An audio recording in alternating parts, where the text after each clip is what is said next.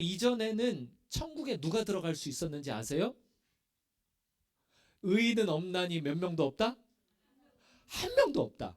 천국에 들어갈 사람이 한 명도 없었어요. 에이, 그러지 말어. 우리 옆집 그 착한 양반 한 분 사시는데 이분은 늘 가진 것 콩 한 쪽도 나눠서 가난한 사람 나눠주고 늘 착하게 살아. 그분은 천국 가겠지. 성경을 보면 의인, 다시 말해서 천국 갈 수 있는 사람이 한 명도 없다고 기록되어 있어요. 왜 그런지 알아요?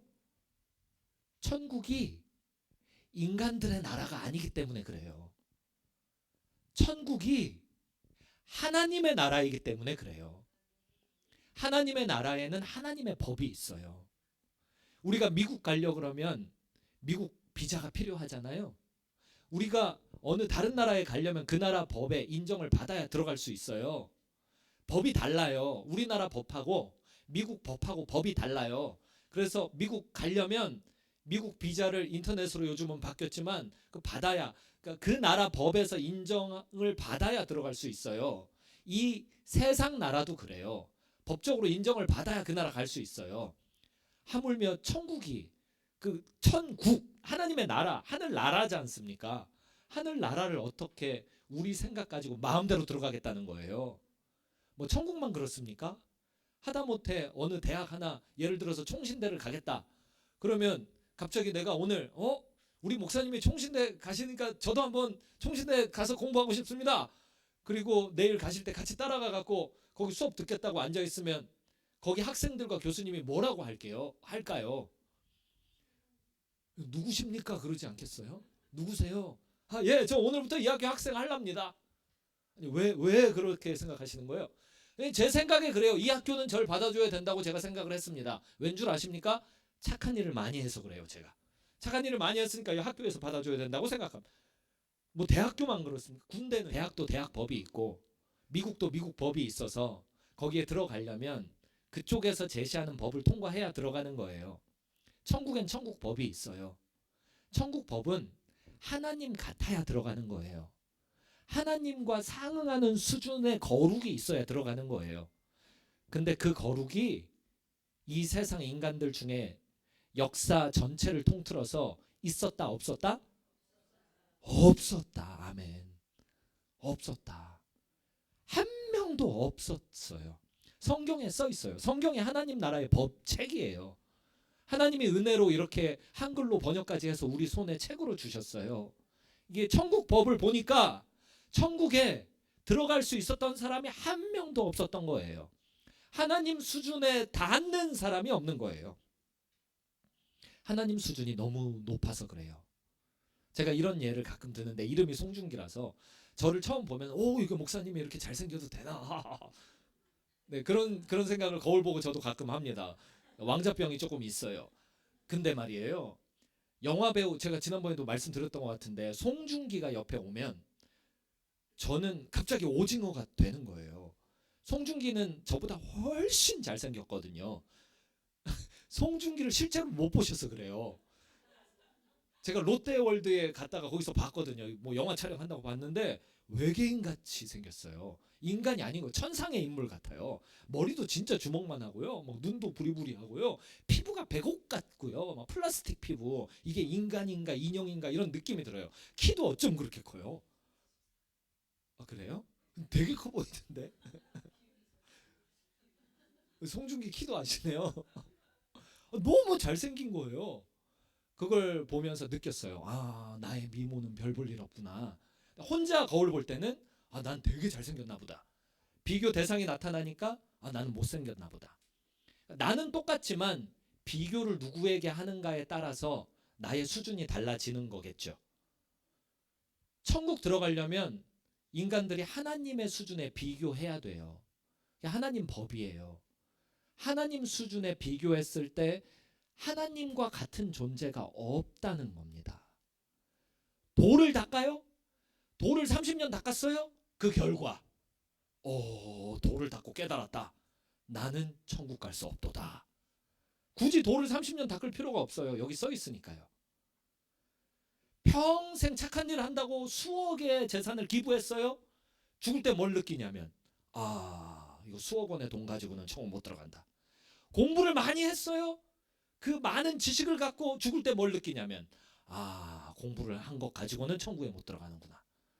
그거예요. 결론이 나 있는 이야기예요. 예수님은 누구시냐? 하나님의 독생자. 요한복음 3장 16절이에요.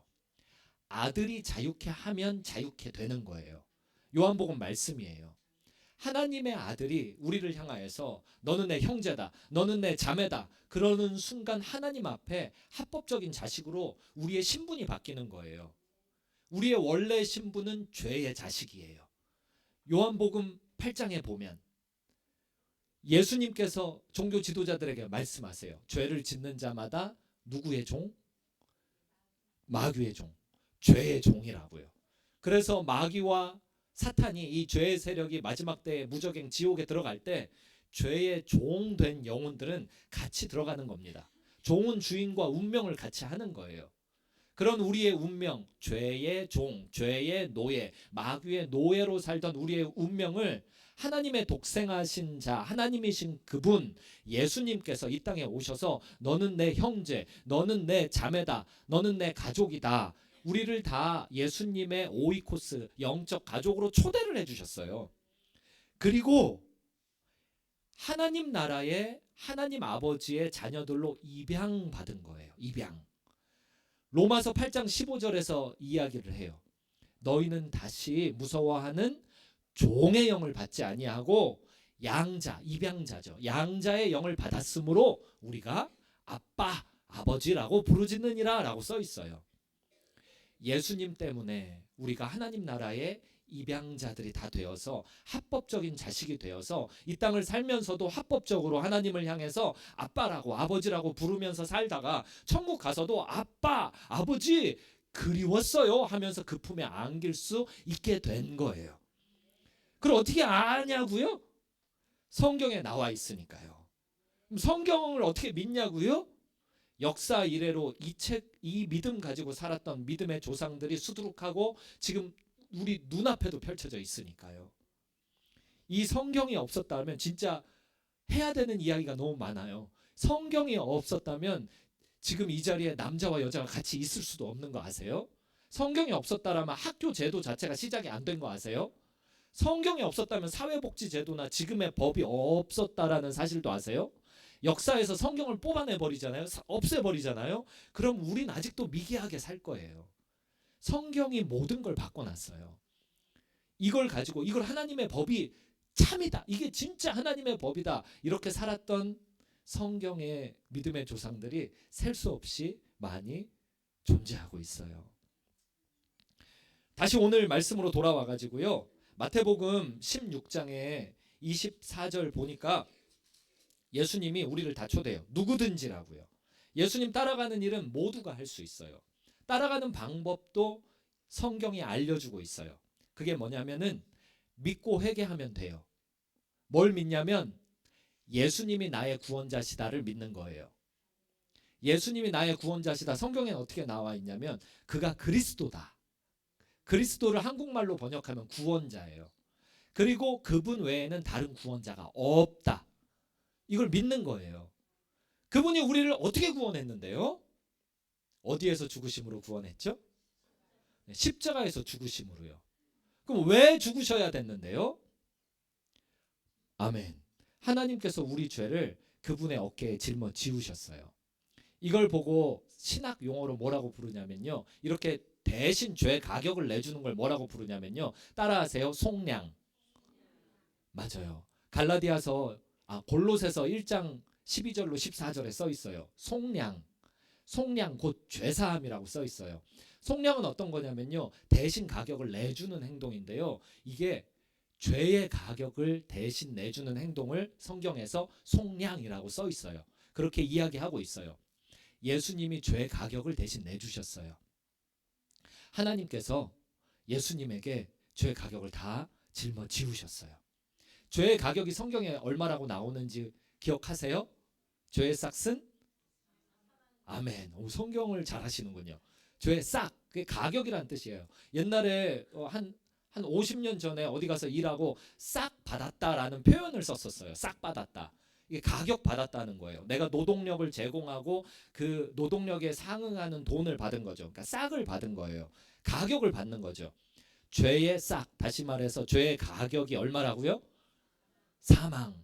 성경 법에 의하면 죄를 딱 한 번만 지어도요, 꼭 누구를 강도 살인해서만 죄가 아니고 미워하는 생각만 한 번 해도 이것도 죄예요. 하나님 앞에서는 죽이는 행동과 죽이는 생각이 똑같이 죄예요. 그 박준환 목사님이 저 어렸을 때 저한테 그런 얘기를 해주셨어요. 죄는 작게 지어도 죄고 크게 지어도 죄야.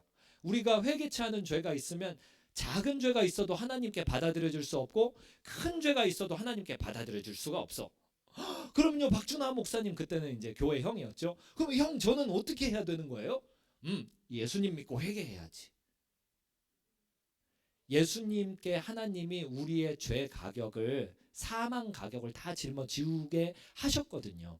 하나님이 그렇게 은혜의 법을 세우셨거든요. 이 속량 가격이 굉장히 센 거예요. 예수님이라는 가격은 온 우주 만물보다 크거든요. 전 인류를, 인간을 다 합친 거. 지금 이제 인구가 80억이 넘어갔거든요. 현재 인류 80억 명만 가정해도요, 80억 개의 생명을 다 합친 생명 가격보다 예수님 한 분의 생명 가격이 말할 수 없이 큽니다. 왠 줄 아세요? 예수님은 하나님 가격이거든요. 태초에 하나님이 천지를 어떻게 하셨어요? 자, 이 핸드폰이 우주 만물이라고 가정해봐요. 그러면 우주 만물을, 핸드폰을 만든 스티븐 잡스와 핸드폰 둘 중에 누가 더 비쌉니까? 핸드폰이 비쌉니까? 스티븐 잡스가 비쌉니까? 네. 우주가 비쌉니까? 창조주 하나님이 비쌉니까? 하나님이 비싸요. 이 우주 안에 정말 먼지만큼 조그만한 행성, 지구 안에 우리들이 살고 있잖아요. 우리는 우주의 일부지, 우주를 넘어서는 가치가 있진 않아요. 우주 안에 있어요. 근데 하나님의 가치는 우주를 넘어서잖아요. 우주를 만든 분은 우주보다 비싼 게 틀림없잖아요. 우리는 하나님보다 말할 수 없이 싸구려 해요. 우주가 얼마나 큰데요. 우리는 말할 수 없이 싸구려 해요. 지금 80억 명의 인구 생명 가격을 다 따져서 합쳐도 하나님 가격에 미치지 못해요. 전혀 미치지 못해요. 근데 하나님께서 하나님 가격을 우리의 생명 속량 가격으로 내셨어요. 이거는 지나치게 많이 내신 거예요. 그래서 우리는 그 앞에서 뭐 할 말이 없는 거예요. 여기 어린이 여러분들 계시니까 떡볶이 예를 또 들어드릴게요. 6살쯤 되면 이제 떡볶이 맛에 눈을 뜨기 시작하더라고요. 매워, 매워 이러면서 이제 자꾸 물에 씻어주세요 하고 먹기 시작하던데, 저희 동네 떡볶이 한 접시에 3,000원이거든요. 이 동네는 얼만데요? 아, 그래요? 아, 그거는 배민 주문하는 떡볶이. 우리 동네로 오세요. 인천이 쌉니다. 만약에 저희 막내딸이 떡볶이를 외상했다고 가정해봐요. 6살인데 외상했어요. 가정해보자고요. 떡볶이집, 분식집 사장님이 저한테 전화를 했다고 가정해보자고요. 근데 제가 만수르 석유 부자라고 가정해봐봐요. 속량이 뭐냐면요, 제가 전화를 받고, 예, 떡볶이 가격 제가 갚으러 갈게요. 네, 제 딸의 명예를 그렇게 훼손해서는 안 되죠. 외상한 사람일 수가 없어요. 아빠가 부자인데 말이에요. 자, 전화 끊습니다. 곧 갚으러 갑니다. 전화 끊고 제가 예를 들어서 집에 현찰이 얼마나 있는지 비서에게 전화해봤더니 비서가, 네, 당장 쓸 수 있는 게 800억 달러 정도 됩니다라고 연락을 받았다고 가정해봐요. 근데 제가 석유 재벌이라서 전체 재산은 너무 얼마인지를 제가 모를 정도로 많다고 가정해봐요. 800억 달러? 아, 푼돈이구만. 그거 갖고 와. 네, 회장님 어디로 가져갈까요? 분식집 앞으로 갖고 와. 어디에 쓰시게요? 아, 내가 알아서 할 테니까는 현찰로 좀 갖고 와봐봐. 100달러짜리 지폐 한 장에 0.97g이래요. 그거를 800억 달러를 모으면, 제가 계산을 미리 해봤는데요, 700톤 정도 돼요. 100달러짜리 지폐만 700톤. 1톤 트럭 700대 빈틈없이 1톤 트럭 그 박스 안에다가 $100짜리 지폐를 꽉꽉 채워서 그거 700대예요. 그걸 분식집 앞으로 제가 이동시켰다고 가정해 봅시다. 분식집 사장님이 나옵니다. 얘나 아버지 여기 웬일이세요? 빚 갚으러 왔어요. 무슨 빚을? 떡볶이 빚 갚으러 왔어요. 그거 뭐 3,000원 빚졌다면서요 우리 딸이. 예, 그럼 3,000원 주세요. 자, 들어와. 돈 트럭이 계속 들어오는 거예요. 빌딩 전체를 돈으로 가득 채우고도 넘치겠죠. 그때 분식집 사장님이 뭐라고 얘기할 수 있을까요? 아멘. 아니, 저한테 왜 이러시는 거예요? 과분해요. 이게 뭔 일이래? 도대체 왜 이러시는, 저를 왜 이렇게 하시는 거예요? 그 3,000원 빚졌다면서요? 떡볶이 가격 3,000원? 저 이해가 잘 안 돼요. 그런 걸 누가 이해를 하겠어요? 이걸 보고 그럼 800억 달러요? 그럼 800억 달러 빼기 3,000원은 거스름돈 받아가요? 얘나 아버지 할 수 있겠어요? 그냥 자기한테 일어나는 일을 자기가 모를 거예요. 이게 무슨 일이래? 그냥 그럴 거예요. 아마 YTN 뉴스에 계속 속보로 나갈 거예요. 아마 외국에서 막 인터넷 뉴스 다 도배가 될 거예요. 한국에 희한한 일이 있습니다. 떡볶이 가격 3,000원 갚으려고 800억 달러가 현찰로 들어가고 있습니다. 그걸 뉴스를 보는 사람들마다 다 이게 뭔 일이래 깜짝 놀랄 거예요. 3,000원과 800억 달러 차이가 크죠? 우리 죄 지은 이 사망 가격과 예수 생명 가격은 차이가 더 큽니다. 근데 예수님 앞에서 우리는 할 말이 없어요. 아니 이게 뭔 일이래? 예수님 앞에서 거스름돈 받아가요를 하려면요. 이게 떡볶이 사장님 같은 경우에 10,000원을 받았는데 아버지가 미안하다고 7,000원 거스름돈 안 받아갔다. 그러면은 거스름돈 받아가요 이렇게 얘기를 할 수 있어요. 근데 이건 계산을 너무너무 초월하잖아요. 800억 달러잖아요. 그 거스름돈 받아가요 말할 생각도 못 할 거예요. 우리가 예수 생명을 받았어요. 내 죄에 대한 속량 가격으로 다른 걸 받은 게 아니고 예수 생명을 받았어요. 내 죄에 대한 사망 가격을 속량하기 위해 내가 뭐 차를 한 대 받았거나 집을 한 채 받았거나 뭐 나라를 땅덩이를 소물을 받았거나 이런 게 아니에요. 예수 생명을 받은 거예요. 이거는 거슬러 드릴 수가 없는 완전히 지불된 예수 생명을 십자가상에서 죽으심으로 받아버렸어요. 부활하시고 우리에게 성령을 보증으로 보증서까지 주셨어요. 이거는 뭐 어떻게 뭐 아무것도 할 수가 없어요. 이제는 천국 갈 수밖에 없는 거예요. 단 이 누구든지에게 열려 있는 이 길, 이 길에 단 2가지 조건이 붙어 있어요. 그게 오늘 보는 말씀이에요. 이 천국에 들어가는 거, 예수님을 따라가는 거, 예수님을 믿는 거, 회개하는 것, 이것은 2가지 조건이 있는데 24절 보니까 첫 번째가 따라하세요. 자기를 부인하고, 따라하세요. 2번째 자기 십자가를 지고. 아멘. 이 2가지예요. 나를 부인해야 되고요. 내 십자가를 지어야 돼요. 그리고 예수님 따라가야 천국 가는 거예요. 예수님 고마워요. 나를 불러주잖아요. 너무 고마워요. 그러면서 그냥 아무것도 안 하고 나 천국 갈 수 있어요 하는 것은 성경을 읽지 않은 거예요. 성경에 의하면 아이고 감사해요. 그 다음 단계 자기 부인하고 자기 십자가 지기. 이게 유일하게 단서로 붙어 있는 거예요. 우리는 구원을 얻기 위해서 아무것도 할 필요가 없고요. 무엇을 해도 다 헛것이에요. 그러니까 구원을 받기 위해서 뭐를 해도 그게 구원에 아무 영향을 줄 수 없어요. 예수님이 생명 가격을 다 내셨고요.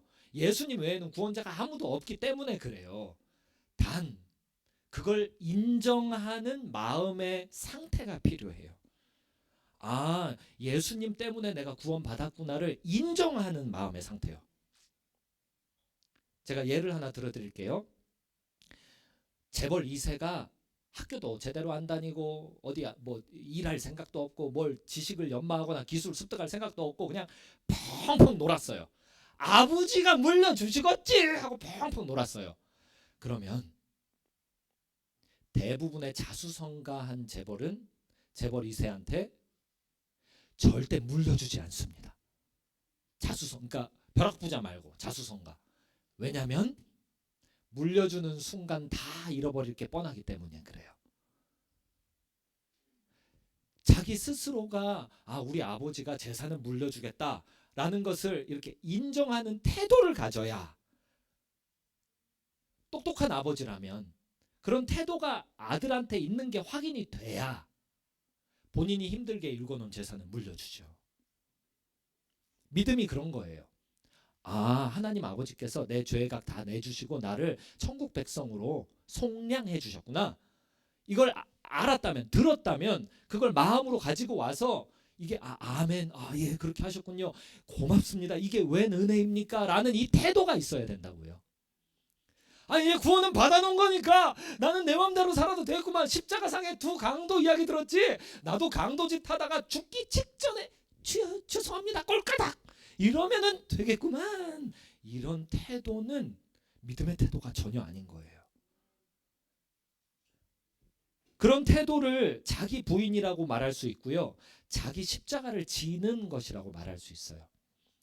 제가 조금 더 예를 들어서 자세히 설명해 드릴게요. 시간 관계상 자기 십자가 지기는 설명하지 않고 자기 부인만 설명해 볼게요. 그게 좋겠네요.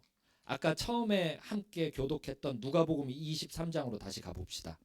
누가복음 23장 42절 봐봐요. 이르되 예수여 당신의 나라에 임하실 때에 나를 기억하소서. 자, 속으로 생각합니다. 강도가 유대인의 왕? 그럼 이분이 메시아 구원자셔? 나한테 소망이 생겼다. 나는 천국 갈 수 있는 소망이 생겼다. 가만. 염치가 있지. 내가 구원받아도 되나? 내가 강도짓을 하다가 지금 죽기 직전에 내가 구원을 받는다고? 그러지 말자. 믿기는 해. 이분이 구원자신 것 같아. 믿기는 해. 근데 믿지 말자. 내가 죄를 지었으면 지옥 형벌, 죄 가격을 내가 받아야지 라고 생각했다고 가정해봐요. 그러면 이게 어떤 상태냐면 자기 부인을 안 하는 상태입니다.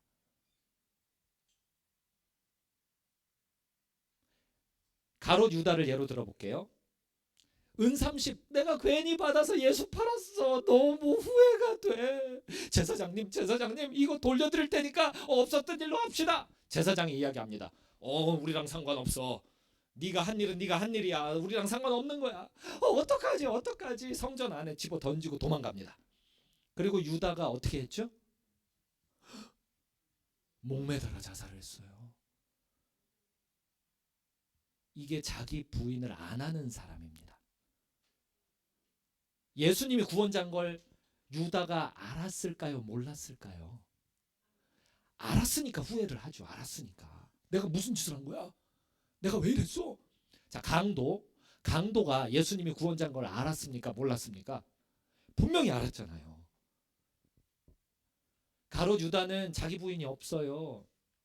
내 죄는 내가 감당하는 게 맞아 라고 고집을 죽기 직전까지 피우는 거예요. 그래서 자기 스스로 밧줄을 달아서 목 매달아서 자기를 죽이는 거예요.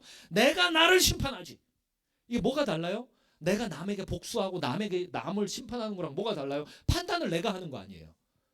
네가 그 죄를 지었으면 너는 죽어 마땅해. 네가 감히 내 이를 한 개를 부러뜨려.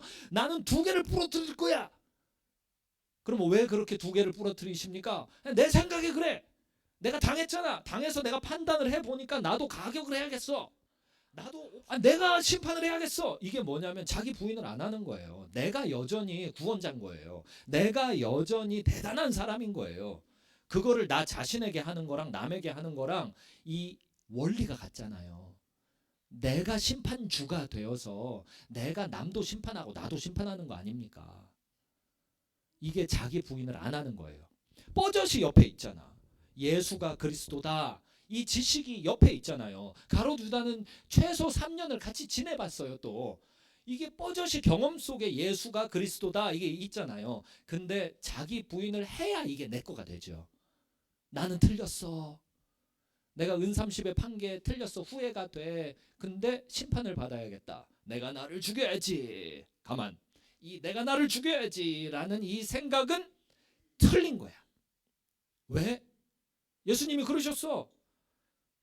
마태복음 16장 24절에서 누구든지 나를 따라오려거든 자기를 부인해야 된다고 그러셨어. 나 예수님 이제라도 따라가고 싶어. 그러니까 나를 죽이려는 이 생각. 내가 나를 죽이면 예수님 어떻게 또 따라가나. 나를 죽이려는 이 생각, 내 생각에 대해서 나는 부인, 아니야 라고 얘기할 거야. 만약 가룟유다가 그랬다면 구원을 받았을 것입니다. 십자가상의 한 강도는 구원 받았잖아요. 자기 부인을 했잖아요. 그렇지, 내가 잘못했지. 이분이 구원자야. 구원자를 만나서 다행이다. 그냥 난 아무것도 아닙니다. 나를 구원하소서. 내 죄에 대한 평가 자체를 예수님께 다 맡기는 겁니다. 내 죄에 대한 심판 자체를 예수님께 맡기는 거예요. 나의 선행과 악행에 대한 모든 판결 자체를 예수님께 맡겨드리는 거예요. 나는 부인하는 거예요. 내가 예를 들어서 막 어떤 일에 막 짜증이 난다. 그러면 짜증이 나는 이 주체가 누군지를 생각해 보세요. 내가 어떤 일에 스트레스를 많이 받는다. 스트레스를 받는 주체가 누군지 생각해 보세요. 이게 내 안에 계시는 예수님이 보내주신 성령 하나님이 스트레스를 받는 겁니까? 내가 받는 겁니까? 내가 짜증이 나는 겁니까? 아니면 내 안에 계신 성령님이 짜증이 나신 겁니까? 만약 그렇다면 자기 부인이 필요한 거예요. 짜증나는 나에 대해서 아니지 라고 해야죠. 스트레스 받는 나에 대해서 넌 아니지 라고 해야죠. 우리는 말씀 근거가 충분히 있잖아요. 갈라디아서 2장 20절 한번 펼쳐보세요. 우리 이거 암송도 많이 하잖아요. 내가 누구와 함께 십자가에 못 박혔다고요? 아멘. 그래서 내가 예수와 함께 십자가에 영적으로 믿음 가운데 나는 하나님의 뜻대로 예수와 함께 십자가에서 못 박혔어. 이거를 믿는 나한테 어떤 결과가 오냐면요. 같이 읽어보겠습니다. 그런즉 이하로요. 시작. 그런즉 이제는 내가 사는 것이 아니요. 아멘. 그런즉 예수와 함께 십자가에 못 박혔은즉 그런즉 이제 지금 이야기하는 겁니다. 이제는 살아도 내가 사는 게 아닌 거예요. 지금 내가 쳐다보는 게 내가 쳐다보는 게 아니에요. 이게 자기 부인하는 이 마음의 태도이고 상태인 거예요. 목마르다. 목마른 게 내가 아닌 거예요. 만약 목마른 게 나잖아요. 그러면 그거는 자기 부인을 해야죠. 왜 이렇게 술이 땡기지? 누가 술이 땡기는 거야? 내 안에 계신 성령께서 좀 덜 충만하셔서 술을 가득 채워놓으려고 땡기는 거야? 아니면 내가 땡기는 거야? 내가? 그러면 아니라고 얘기해. 아니야. 자기 부인해야 되는 거예요. 한 명만 더. 그리고 뒤에 읽어볼게요. 오직 내 안에 그리스도께서 사시는 것이라. 내가 사는 것이 아니고 내 안에. 자기 부인은 어떤 거냐면요. 예수께서 하실 법한 생각, 예수께서 하실 법한 말, 예수께서 나를 통해서 볼 것 같은 눈, 예수께서 나를 통해서 갈 것 같은 그 길과 행동, 그걸 자꾸 생각하는 겁니다. 예수님이시라면 지금 이 시간에 예배를 어떤 식으로 참여하기를 원하실까? 내 안에 계신 예수님이시라면 내가 밥은 어떤 식으로 먹기를 원할까? 내 안에 계신 예수님이시라면 지금 12시 반 자정을 넘었는데 배민을 시키는 걸 원하실까? 안 시키는 걸 원하실까? 예수님이시라면 내가 어떻게 공부하는 걸 원하실까? 그게 이제 오직 내 안에 그리스도께서 사는 것이라 나를 부인한 태도예요. 이제 내가 육체 가운데 사는 것은 지금 이거 살아있잖아요. 육체를 입고 살아있잖아요. 이게 숨이 쉬어지고 바늘 찔리면 여기 아프고 내가 육체를 가운데 살아있잖아요. 이 살아있는 이 의미가 뭐냐? 나는 지금 왜 살아있는 거냐? 예수와 함께 죽었는데 왜 살아있는 거냐? 나를 사랑하사 나를 위하여 자기 자신을 버리신 하나님의 아들을 믿는 믿음 안에서 사는 것이라. 아멘. 나를 위해 생명 속량하신 예수님을 믿는 그 믿음 안에서 살아있는 거예요. 숨을 쉬어도 나를 위해서 속량하신 예수 안에서 숨을 쉬고, 이따 이제 점심 먹겠죠. 밥을 먹어도 소화를 해도 밥 먹은 힘 가지고 어떤 일을 해도 밥 먹은 힘 가지고 말하고 생각을 해도 나를 위해서 생명값 주셔서 구원하신 나를 사랑하시는 예수님을 믿는 믿음 안에서 사는 거예요. 그러면 그런 건 어떤 건데요? 믿음 안에서 매사에 사는 건 어떤 건데요? 예를 또 하나 들어드릴게요. 예를 들어드리고 싶은 게 너무 많은데? 그러면 두 개만 들어드릴게요. 하나는 마태복음 15장 펼쳐보세요.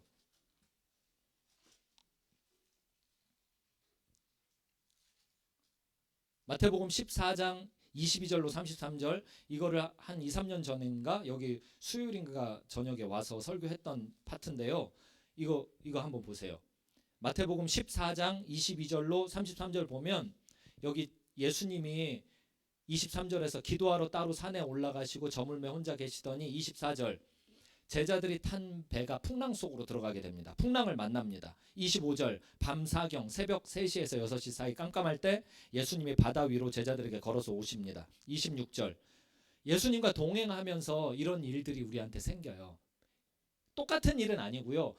이게 떠오르는 일들이 있을 겁니다. 이걸 읽다 보면은 그런 일들이 생겨요. 지금 떠오르시는 일들. 26절에 보면 그가 바다 위로 걸어오심을 보고 놀라 유령이라 하며 무서워하여 소리 지르거니라고 써 있어요. 내가 탄 배가, 그러니까 믿음의 공동체가 함께 배를 탄 거죠. 12제자가 배를 탔어요. 근데 배가 바람을 만나서 지금 이게 물에 빠지게 생긴 겁니다. 근데 깜깜한 밤에 물 위를, 그 풍랑 위를 누가 걸어와요. 걸어오는 거를 보고 제자들이 한 행동이 뭐냐면 보고 놀라서 깜짝이야 놀라서 무서워하면서 소리를 지르는 게 예수님이시다가 아니고 유령이다라는 거예요. 사람은 보고 싶은 걸 보는 존재예요. 아니 이렇게 풍랑 만나서 죽게 생겼는데 믿음으로 산다면, 내가 나에 대해서 죽어서 나를 부인하는 상태로 그냥 오직 내가 사는 거는 나의 생명을 속량하신 예수님을 믿는 믿음 안에서 산다면, 믿음, 기대가 있기 때문에, 믿음, 마음의 상태가 예수 충만하기 때문에 걸어오는 분이 예수님이 아니더라도 예수님인가 하고 볼 수밖에 없어요. 근데 내 마음 속에는 예수님이 없는 거예요. 믿음 안에 살지 않는 거예요. 내 생각 속에 예수님이 없는 거예요. 나의 언행 속에 예수님이 없는 거예요. 평소에 없으니까 위기를 만났을 때 당장 떠오르는 게 뭐냐면 유령인가 보다, 이게 떠오르는 거예요. 어렸을 때 전설의 고향 보셨어요? 저 어렸을 때 할머니가 주무실 때 그 목요일 밤인지 밤 10시에 TV 보시면 이렇게 졸린 놈 비비고 이렇게 이불 바깥에 이불 뒤집어 쓰고 이렇게 보던 그 전설의 고향 귀신 이야기가 아직도 가끔 생각이 나요. 정말 어렸을 때 본 거, 5, 6살 때 본 건데, 전설의 고향, 베드로가 전설의 고향 이야기를 어촌에서 들었습니다. 이 당시에 엄마 옆집 아저씨는 왜 안 계셔? 어젯밤에 물고기 잡으러 가셨는데 안 돌아오요. 왜 안 돌아오셨어? 실상은 풍랑 만나서 빠져 죽으신 건데, 이거를 이제 동네 사람들이, 아줌마들이 이야기하시는 거예요. 사이렌이 잡아갔어. 사이렌은 물귀신을 이야기하는 거죠. 그 지역 물귀신이에요. 그 지역 물귀신 이름. 사이렌이 잡아갔어. 유령이다. 어렸을 때 들은 이야기 생각하는 거예요. 몇 시간 전에 먹었던 오병이어는 생각하지 않는 거예요. 조금 전까지 같이 손잡고 걸어 다녔던, 조금 전까지 안진뱅이를 일으키고 눈 먼저 눈 뜨게 하고 귀신을 쫓아냈던, 조금 전까지 죽은 자를 살리셨던 예수님은 온데간데 없고, 조금 전까지 있었던 분, 그 기억은 없어져 버리고 적어도 2, 30년 전에 들었던 전설의 고향 이야기가 떠오르는 거예요. 그래서 유령이다라고 얘기하는 거예요. 이게 예수님이 없어서 일어난 일이 아니에요. 예수님이 코앞까지 와 계시는데도 내가 내 생각으로 가득 차 있으니까 고작 한다는 것이 어렸을 때 이야기예요. 유령이다. 이게 자기 부인을 안 해서 믿음 안에 살지도 않으며 일어나는 현상이에요. 아이쿠 무서워. 아니 내가 건지러 왔어. 아유 유령인가 봐. 자, 제가 얘 2개 들어드린다고 했죠. 하나만 더 봅시다. 출애굽기 3장 펼쳐보세요.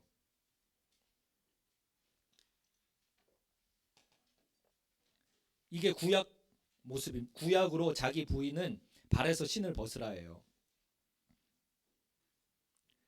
출애굽기 3장 5절 읽어보세요. 출애굽기 3장 5절. 하나님이 이르시되, 시작. 하나님이 이르시되 이리로 가까이 오지 말라. 내가 선 곳은 거룩한 땅이니 내 발에서 신을 벗으라. 아멘. 모세가 지금 출애굽기 3장에서 몇 살이었는지 아세요? 80살. 혹시 여기서 80 넘으신 분 계십니까? 80 넘.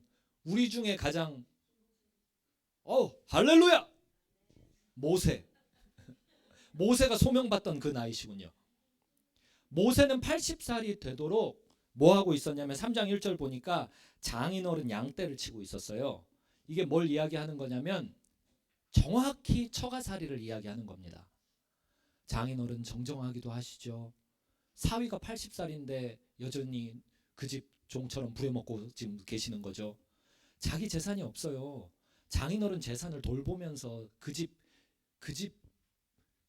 청지기로 살고 있는 거예요. 지금 자기 기업이 없어요. 나이 80에 아무것도 이루어 놓은 게 없는 거예요. 그때 하나님이 나타나 주시잖아요. 떨기나무에 불 붙여서 나타나 주시잖아요. 근데 모세 어렸을 때 유모로 가장한 엄마한테 분명히 성경 이야기 들었을 거거든요. 아담과 하와가 에덴 동산에서 이렇게 쫓겨날 때 보면요, 에덴 동산 입구를 불칼 든 천사들이 지키잖아요. 그 창세기 3장에 나오거든요. 끝에 뭘 가지 못하게 지키죠? 어디에 이르지 못하게? 아멘. 생명나무에 이르는 길을 지키는 거예요. 그러면 아담과 하와 이야기를 들었을 테니까 모세 머릿속에 뭐가 있냐면요, 자, 에덴 동산을 내가 세상 살다가 하나님의 나라 에덴 동산 쳐다보면은 여기 불칼이 있고요, 그 뒤에 생명나무 있잖아요. 이걸 일직선상으로 쳐다보면 불 붙은 나무죠. 뭐 그럼 떨기나무에 불이 붙어 있으면 하나님이 이제 나 80인데 만나러 오셨나 보다 상상할 수 있잖아요. 기대감이 평소에 조금이라도 있었으면, 평소에 조금이라도 내가 나이 80에 내 인생의 의미는 뭘까? 하나님은 나를 어떻게 쓰시려는 걸까? 나 어렸을 때 모세 이거 건진받은 자 이름까지 이렇게 지어서 이집트에서 이렇게 살려주시고 우리 백성들의 호소를 이렇게 듣게 하시고 내 마음을 뜨겁게 이렇게 하셨다면, 그럼 하나님의 나를 향한 뜻은 뭘까? 이게 평소에 조금이라도 있었다면 불붙은 떨기나무를 보는 순간 하나님이시다라는 생각을, 그게 아니더라도 기대가 있으면 할 수 있어야 돼요. 꼭 하나님이 나타나신 게 아니라 어디 나무 하나 벼락을 맞아서 불 붙어도 하나님이신가? 이럴 수 있어야 된다고요. 근데 그런 생각이 없잖아요. 없어요. 그냥 한다는 소리가 내가 가서 이 광경을 보리라, 내가 한번 보리라, 이게 뭔 일이래. 하나님이 그래서 말씀해 주시는 거예요. 신을 벗으라고요. 이게 신 벗는 게, 여기 강대상 올 때도 신 벗는 게 구약 전통이에요. 이게 신을 벗는 게 난 아무것도 아닙니다, 나 할 수 있는 게 없어요. 금식이랑 같은 의미예요. 자기 부인, 신 벗는 거예요. 그러니까 너는 너를 부인해라, 내가 만나줄 테니까 부인해라. 그럼 모세가 평소에 믿음 안에 사는 게 정말 큐티라도 제대로 하고 있었으면, 성경 통독이라도 좀 하고 있었으면, 새벽 기도라도 좀 하고 있었으면, 이제가 때가 이제 됐습니까? 감사합니다. 난 이렇게 그냥 이렇게 천국 가는 줄 알았어요. 감사합니다. 주여 말씀하소서, 이 종이 듣겠나이다. 그랬을 거 아닙니까? 모세는 1절 그런 생각 없어요. 한다는 소리가 뭔지를 보세요. 13절. 모세가 하나님께 아뢰되 내가 이스라엘 자손에게 가서 이르기를 너희 조상의 하나님이 나를 너희에게 보내셨다 하면 그들이 내게 묻기를 그 이름이 무엇이냐, 내가 무엇이라고. 모세가 하나님 앞에 나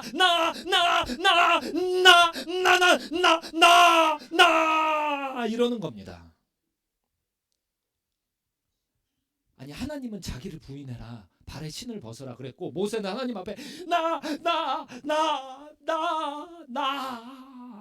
하나님이 포기를 모르십니다. 13절에서 그러니까 14절 하나님이 모세에게 이르시되 나는 스스로 있는 자 아니라, 15절 끝에 보니까 나의 영원한 이름 나의 칭호, 16절 끝에 보니까 내가 너희를 돌보아, 17절 보니까 내가 말하였거니와, 19절 내가 안 오니, 20절 내가 내 손을, 21절 내가. 모세가 정신 못 차리니까 하나님이 자기 부인하기 쉽도록 복음을 막 전하시는 거예요. 내가, 하나님이 말씀하십니다. 내가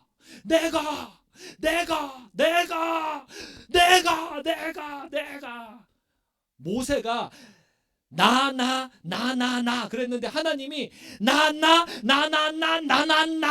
나라고 얘기하시는 거예요. 그쯤 되면 모세가 이제 신발도 벗고요. 자기 부인 하면서 당신이 이렇게 하면 얼마나 좋습니까? 근데 뭐라고 하냐면요. 4장 1절 모세가 대답하여 이르되 그러나 하나님이 아무리 하나님을 나타내셔도 하나님이 아무리 떨기 나무 불 붙여서 나에게 나타나셔도 뭐 나보고 신발 벗으라고 하셔도 그러나 나에게는 내가 중요해요. 그들이 나를 믿지 아니하며 내 말을 듣지 아니하고 이르기를 여호와께서 내게 나타났다. 어떻게 합니까 이거? 믿음 안에 사는 삶이 40년 인생에 며칠이라도 있었다면 하나님이 이 정도로 나나나 하면은 납작 엎드려서 당신이 해야 될 인물이 모세예요. 근데 모세가 그럴 줄 모르는 거예요. 지금 자기 부인을 안 하는 거예요. 자기 부인을 안 하면 우리 같으면 말이에요. 어디 직장 생활이라도 해도 자기 부인을 안 하고 뭐 막내가 자기가 막 첫째같이 굴고 그러면 쫓아내야죠. 안 쫓겨납니다. 안 쫓겨나고 하나님이 선물로 기적을 3개나 줘요. 지팡이 뱀 기적, 문둥병 기적, 날강 피로 바꾸는 기적. 이게 모세가 볼 때는 3개 다 이집트 신화와 관련 있는 기적들이거든요. 모세가 가서 만나야 될 사람이 아멘호텝 3세였을 겁니다. 이모텝은 뱀신을 숭배하는 질병을 다스리는 신으로 그 전설의 고향에 나오는 귀신이에요. 이모텝. 나는 귀신이다. 교주예요. 그 당시 이집트 왕들은 다 교주예요. 내가 교주다. 내가 신이다. 이모텝이다. 근데 그 앞에 가서요. 지팡이를 뱀으로 바꿔. 그러면 이모텝이 볼 때 모세가 이모텝 같은 거예요. 이모텝이 볼 때 너 질병을 만들기도 하고 없애기도 해. 네가 이모텝이냐? 끝으로 날강을 피로 바꾸면 그건 가장 강력한 신 태양신 나를 표현하는 거예요. 모세가 이 정도 기적까지 받아도 끝까지 나는 13절 말을 잘 못하는 자입니다. 보낼 만한 자를 보내소서. 이게 이제 40년 걸리는 이야기예요. 결국 40년 광야 뺑뺑이 가운데 모세가 신명기 3편의 설교 쓰면서 그때 가서 깨갱하고 그때 가서야 발에 신을 벗고 너희들은 나처럼 하지 마. 너희들 하나님 명령 말씀대로만 해. 나는 없는 거야. 발에서 신을 벗는 거야. 자기 부인을 해야 되는 거야. 그 3편의 설교가 신명기예요. 신명기. 40년을 다 보내보고 나니까 드디어 깨달은 거예요. 이게 가나안 땅에 들어가고 말고가 중요한 게 아니야. 안 들어가도 돼. 진짜 중요한 건 뭐냐? 자기 부인을 해야지. 내가 겸손한 자, 온유한 자 돼. 하나님 앞에서 온유한 자여야지. 지상에서 가장 온유한 자가 되는 순간이에요. 40년 훈련. 다시 오늘 처음 읽었던 말씀으로 돌아가 봅시다. 마태복음 16장 24절. 한 번 더 함께 읽읍시다. 시작. 이에 예수께서 제자들에게 이르시되 누구든지 나를 따라오려거든 자기를 부인하고 자기 십자가를 지고 나를 따를 것이니라. 아멘. 기도하겠습니다. 하나님, 자기 부인하게 하여 주옵소서. 자기 부인을 통과하며 예수 따르게 하여 주옵소서. 매일 믿음 가운데 예수로 살고 죽게 하여 주옵소서. 더 이상 나를 내세우지 않도록 역사하여 주옵소서. 감사드리며 예수님의 이름으로 기도드렸습니다.